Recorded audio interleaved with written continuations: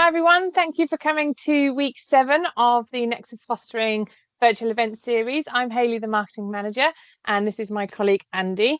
And today it's all about education and how you as a foster carer are able to support a child's future with their education. So Andy, over to you. Thank you very much. Welcome everyone. My role is Head of Education at Nexus Fostering.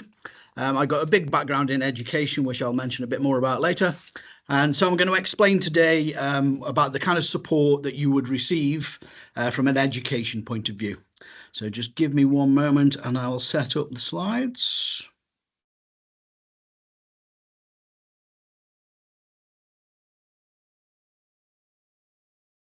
Okay, there we go. So very important for what we do here.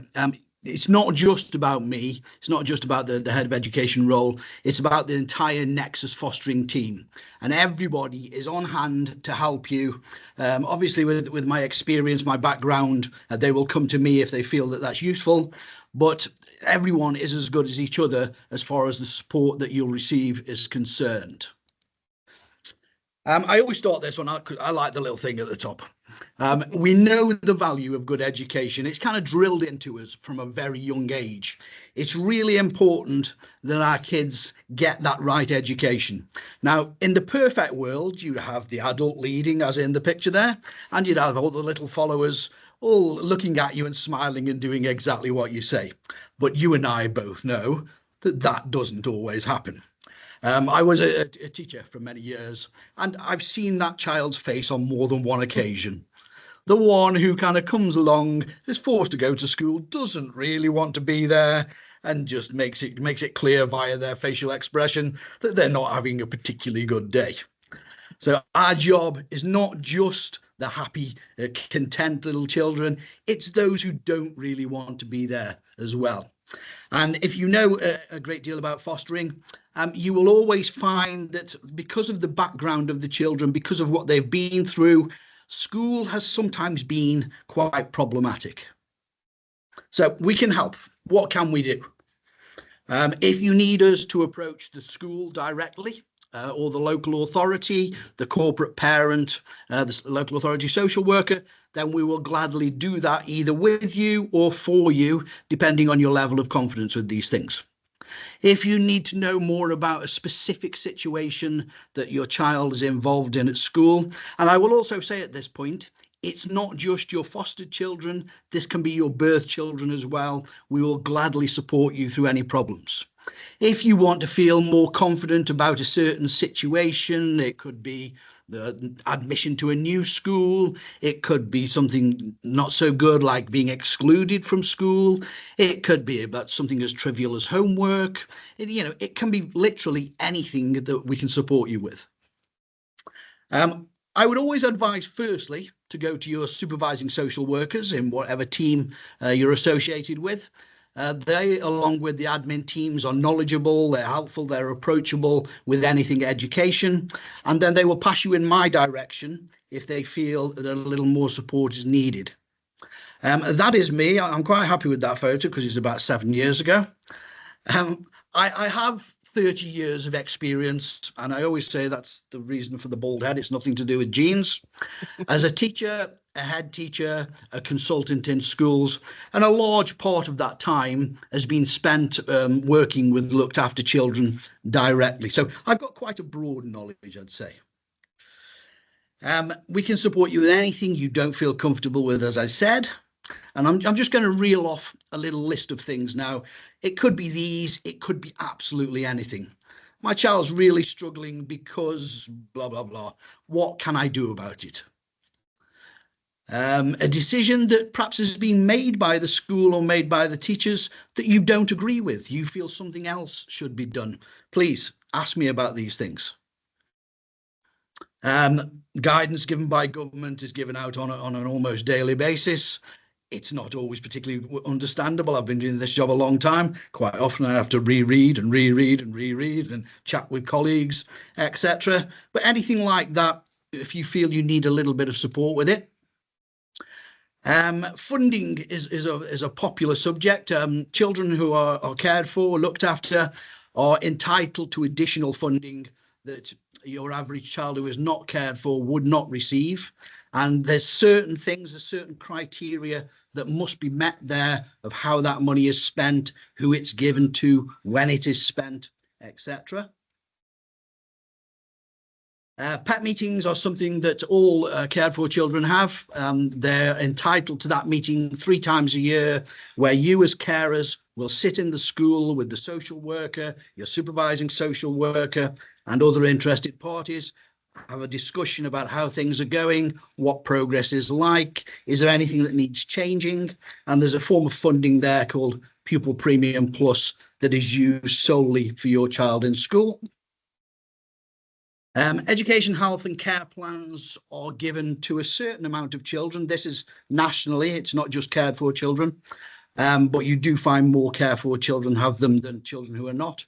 And that's a form of additional funding when the school is struggling to meet the needs of the child and feels that something else is required. Special educational needs we all know about. There is something called a reduced timetable that quite often a child who's been out of school for a certain amount of time will start on maybe just mornings per week or 2 days a week or whatever it might be to be suitable to help them back into school. Exams, of course, all the kids have just gone through exams, whether that be end of year exams, GCSEs, A-levels, whatever it might be. Approaching the school, there's a way, you know, like with most organizations, there's a way of approaching a school, speaking to the right person, asking the right questions. We can, of course, support you through that. Helping at home is often a tricky one. The swear word that children call homework is often tricky amongst the kids and amongst the carers. So we kind of help out on that side of things too. If they're moving, the transition from primary to secondary, secondary to college, college onto university, and those who don't want to go down that academic route, there is, of course, other paths that can be taken. I am a massive fan of apprenticeships. You know, these have been around for many dozens of years. The current form of apprenticeship is better than any one I've come across in the past. There's also something called a traineeship that's being eased out a bit at the moment, and that's for children who cannot get onto an apprenticeship because they don't have a grade 4 in English and maths, but I'm sure they'll replace that with something similar. And of course, you've got work experience, employment, etc. We can support you through this process. And the dreaded exclusions, they certainly don't happen with every child, but from time to time, you will come across a fostered child who is excluded for one reason or another. Very strict rules around exclusion, and the school has to do it by the letter. And we need to make sure that the school are doing exactly what they should be doing as far as work while the child is off school is concerned. So there are just a few things that kind of came off the top of my head. I can help you with all of these things and many more. So how do we do it? I spend in my role a lot of time liaising with schools directly, local authorities. There is something called a virtual school that is solely, well, almost solely, for looked after children, children who are cared for, and they make sure that all of the entitlements that the government have promised are given to that child or that child's school, and make it so that the child receives the best outcome educationally that they possibly can. Obviously, you know, a lot of my time, I'd say on average, out of 5 days per week, I sit in my office at home for 3 of them. I'm out in schools doing training, etc. for 2. But it's important, because we have children spread far and wide throughout the country, that we have an up-to-date system as far as the data is concerned, as far as things like attendance is concerned, so that we can intervene as and when that's required. PEP meetings, PEP summaries, EHCP summaries, we keep on all online. The important bit about that is that you've got a record of the previous meeting in school, so that when you go to the next meeting, you can go informed rather than blind with these things. And I think that's really important, to attend a meeting actually informed about what should have happened in the preceding 3 or 4 months since the last one.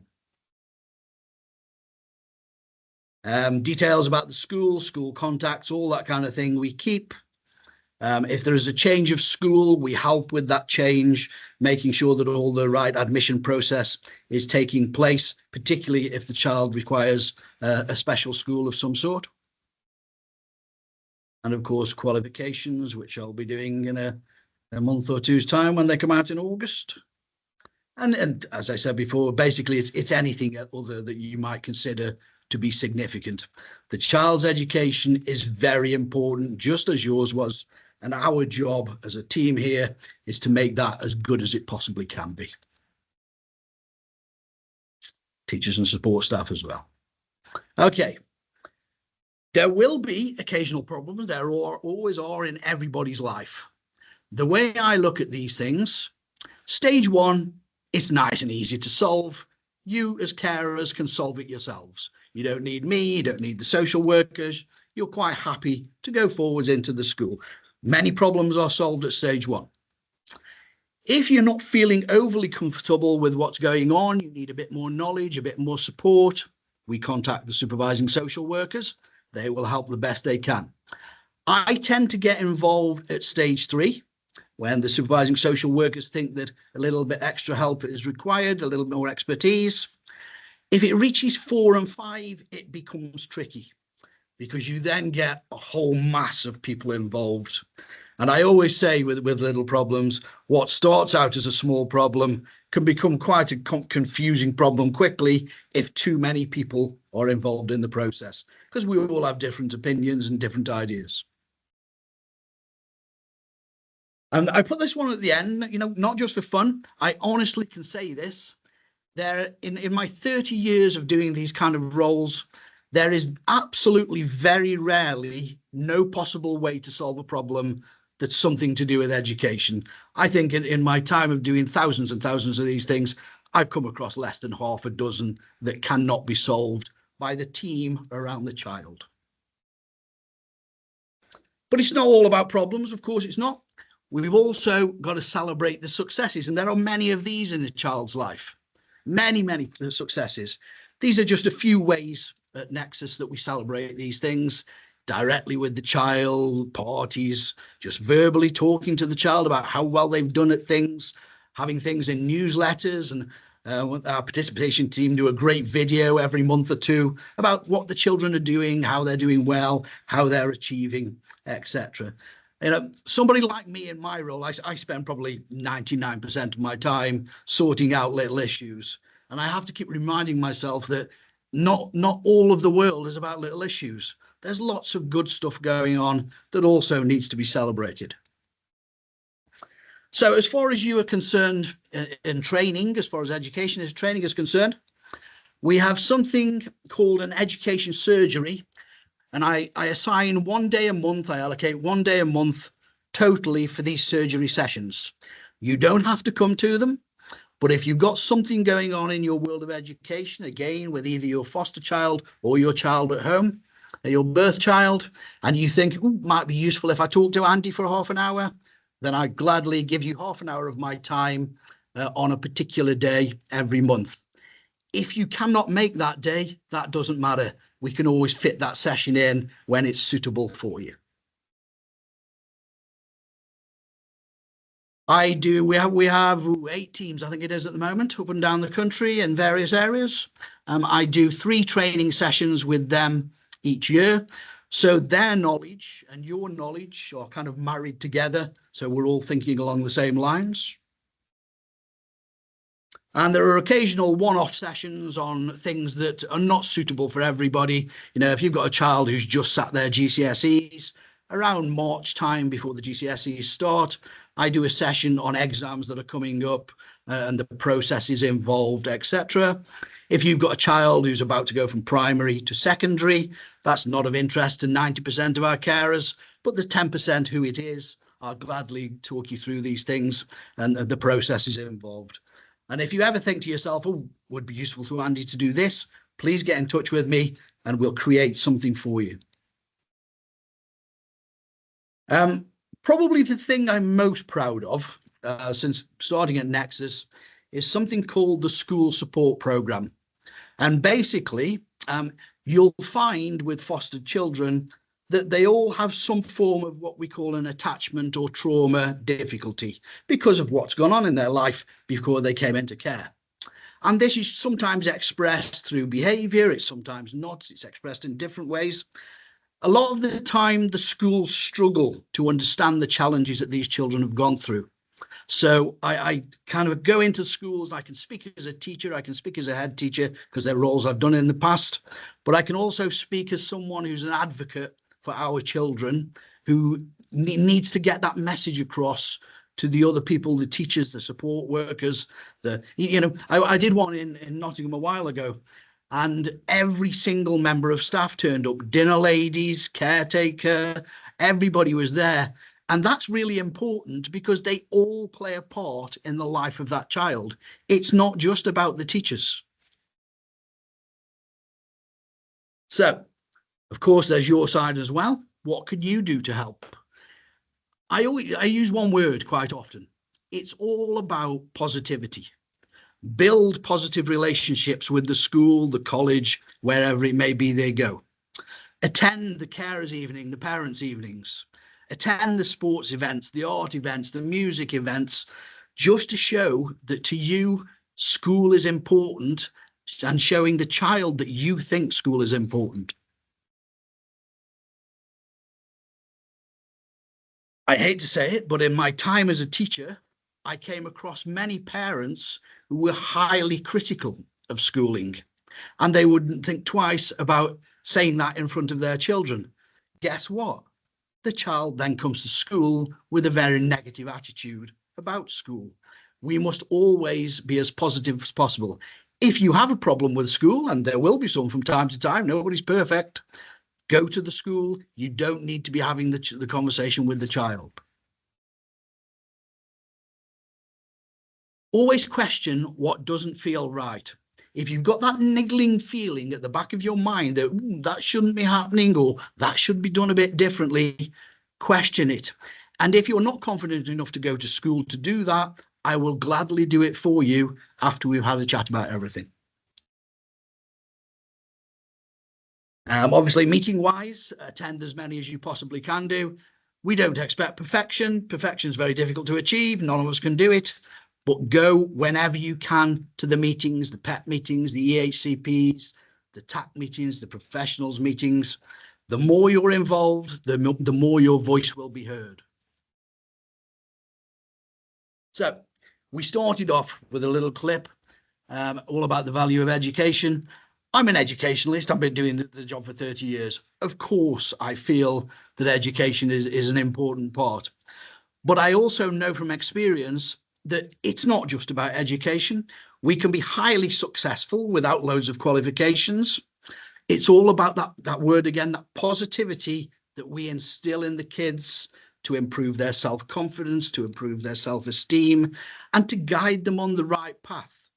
They might not always think they're being guided on the right path, but with our experience, with our knowledge as professionals, as carers, if you become carers, you are professional people. With that knowledge, with our own life experiences, we can help the kids to achieve and get out of the bubble of negativity that sometimes comes with being looked after. So that's me done, Hayley. Thank you, Andy. So please, I'm sure you've got lots of questions. Please use the Q&A button at the top of your screen. I think it's really important. So last week we talked about the circle of security and having that safe pair of hands that a foster care, builds trust with foster children for them to come in. And as we just talked about on the previous slide of kind of going to their, music concerts, the parents' evenings, all of those things. We have to remember that these children, their parents probably wouldn't have gone to those kind of things or taken any kind of interest in their life at all. So they've had no one to be there and support them and praise them and interested in what they're doing. So as a foster carer, that's one of the main roles, isn't it? You have to want to be interested. You have to have that willingness to learn from them, don't you? Absolutely. I've met many hundreds, thousands of parents, some of them great, most of them very good, some of them not so good. And as you become a foster carer, being a good parent is part of that role. Absolutely. We've had a question. So if there's one piece of advice you could give to someone considering becoming a foster carer, what would it be, Andy? One piece of advice from a school point of view or generally? I'll give you Oh, both. let's go with both. Okay, from a school point of view, it's as one of the slides says there, become involved, become positive about the whole school experience. Even when you're thinking something's not quite right there, still be as positive as possible in front of the child. As far as becoming a carer generally is concerned, it'll take time, it'll take effort, it'll take hard work, but that's the same for most things in life, isn't it? You can't do half a job to do it well. You've got to put the whole thing into it. You said on one of your previous slides, sometimes school isn't where people want to go. They don't want to be there. What top tips would you give to carers to get them to get on the bus to go to school, to be able to walk down to school with them and to do their homework? Again, I'll go back to the positivity word, the enthusiasm. It's tricky at times, and I can't give you a blanket answer for this because a lot of the time it will vary from child to child, their past experiences, their attitudes, etc. But the one thing I will say to everybody, and I go into school doing training on something called PACE, and it stands for playfulness, acceptance, curiosity, and empathy. And if you can display those things in front of the child on a virtually 100% basis, you will win that child's trust over a period of time. I'm not going to say it straight away with everybody. It's not. You will have your ups and downs. That steady incline is not a straight line. It's often zigzagged. We've all had days, no matter who we are, where the zigzag has gone in the wrong direction. But it's about that enthusiasm. It's about that positivity on a very regular basis. And the child will eventually pick up on that. And because they see you're always trying to do the right thing for them, trust then becomes part of the package. And with that trust, you can make great steps forwards. Without that trust, the child will always be a step away from you as far as joining in and being part of what you want to happen is concerned. Do you help with CV writing? Absolutely, yeah. And anything, like I said at the start, it doesn't matter how trivial, how important. If in some way I can be of help, I wouldn't call myself a perfect CV writer, but I've seen a lot. I've written a few in my time. I've helped kids, of a 16 to 18 year old age to do them. So, and anything like that where you think, oh, he might be helpful, just give me a call. Schools, as we know from working here, school is one of the last things that we change. So if you're having a child in placement with you, school is one of the last things we change, because obviously they've gone through a lot of change anyway, for leaving their home, leaving their friends. That means that you could live in a different area than the school. What tips would you give for, and how do we help with transitioning in that period? Because obviously it's already lots of change with the home. So when they have to move school, what does that transition look like? And is that something that you mentioned, obviously pupil premium plus earlier? Is that the kind of thing, bikes and kind of transport, those kind of things? Is that what that would help with? It can do. Different authorities look at funding in different ways, as you can imagine. Pupil premium can be used for two different things, basically. One they call attainment, which is getting better at reading, writing, PE, chemistry, whatever it might be. And one is something that they've got a new phrase, and I can't remember what it is, but the old phrase used to be positive outcomes. If your argument is strong enough for the child to go on a residential trip because it's a positive outcome, then the money, as long as the virtual school head will allocate it in that way, the money can be used for something like that. I'll tell you a nice story about how money can be used.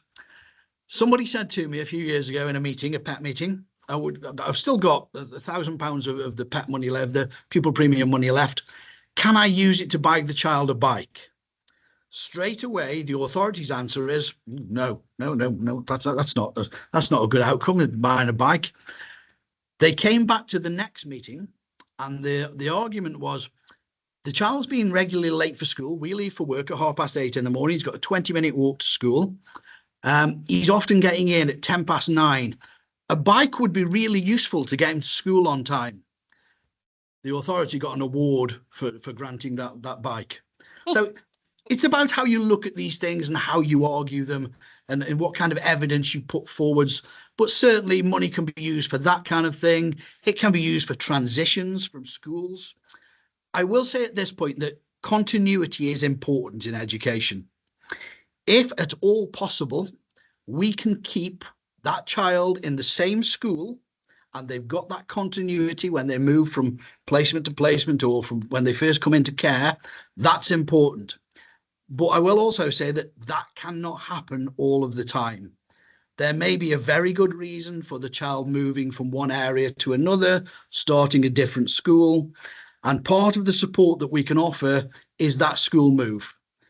I can't control that kind of things. That's done by the local authority, but I can certainly have influence over that kind of thing to make sure the right decisions are being made, and quickly enough. Sometimes things drag a little, and our job is to speed it up the best we can. Brilliant, thank you, Andy. And there's another one here. What about unaccompanied asylum-seeking children? So absolutely, we had this session last week. We were talking about barriers of language and communication. How is it that you can help them? I think it's a simple answer. We can help unaccompanied asylum-seeking children the same way we can help anybody else. It is that simple. I don't put kids into categories very often, because they're all kids. They all deserve our help, and we do our best to support them. Unaccompanied asylum-seeking children, yes, they'll get a little more attention in certain circles, and they will need help from certain people at certain times. But we liaise with these people. We make sure that help is as good as it can be. Now, obviously, we were all in lockdown and we all helped and supported our children homeschooling. Some of us enjoyed it, some of us didn't. I'm not going to say which camp I was in, but it's hard. If you've got a child that doesn't want to go into school for a variety of reasons, and there's an option of schooling to a certain level at home, what does that look like? Again, it varies from child to child, but we have got packages we can put together. Usually you'll find in that situation, the local authority will supply the education. They'll send stuff home to do online. They might, in some situations, supply a tutor, either in the house or out of the house, depending how it best works. In my 4 years of doing this role now, I've supplied schemes of work less than half a dozen times, because what happens is I would encourage the local authority to do their job, to make sure that the children are receiving what they're entitled to receive. Only on a few occasions has that not been the case, where we as Nexus Fostering have actually supplied the work. But you certainly wouldn't be left at home twiddling your thumbs with the child becoming more and more frustrated by the fact that they haven't got education. And obviously, I think one of the slides, there's lots of acronyms we use, isn't there? I think that's a general thing. There's lots of shorthanded, summaries for quite big things. So it's important to say, you will have your social worker that will that will support you all the way through this. So although it might seem there's lots of information now, and it might seem overwhelming, because who organises what, you and your social worker, that's what they're there for. The local team and your social worker is there to then guide you for information from Andy, for therapeutic sessions, all those things. That your social worker is there, you'll build up a relationship with them, and they are the ones that will guide you every step of the way through all of this, all of these various scenarios. So I think that's really important to say that. Andy's a huge asset to Nexus. I think, as you can see, his passion and knowledge comes shining through. So Andy, as the last thing, why would somebody choose Nexus Fostering to become a foster carer? It sounds biased when I say it, because I work for the company, but I have rarely come across, in my 30 years as a professional, come across a company that cares as much as Nexus do. I'm here, I've been here for 4 years nearly now. I'm going to retire in 5 or 6 years. I intend on retiring at Nexus Fostering, because they're a good company to work for. They do the right thing for the carers, for the children, and for everyone, the staff included. So That's my simple answer. But we've also got go a little deeper than that. Nexus fostering has been around for a long time. Companies do not stay around for a long time doing bad work. You know, I'm not sure, you correct me if I'm wrong, Haley. It's 21 years, is it now? 22. Something like that. So over those 21 years, they have been outstanding, certainly in the last inspection, the one before that, the one before that, the one before that, and I think the one before that, if I remember rightly. So we're talking from 2012-ish, 2010, we have been outstanding in the eyes of Ofsted. As an ex-teacher and head teacher, I wouldn't say I was a great lover of Ofsted, but they do a good job. They make sure that things are working properly in the organizations and the kids are receiving what they should be receiving. Nexus has been outstanding for 5 or 6 times on the trot, so Nexus must be doing a good job. Thank you, Andy. So yeah, absolutely. So if there's anything that you'd like further information about or have further questions, please do get in touch. Visit our website, nexusfostering.co.uk. Next week is the last week of these of the 8-week virtual events. So next week we have 2 members of staff sharing their experiences. One has grown up in a fostering family and the other social worker was in care herself. So send questions through. It'll be a really insightful discussion next week as our last one. So thank you everybody for being here. Thank you, Andy. And we will see you next Pleasure. week. Bye, everybody. Bye-bye.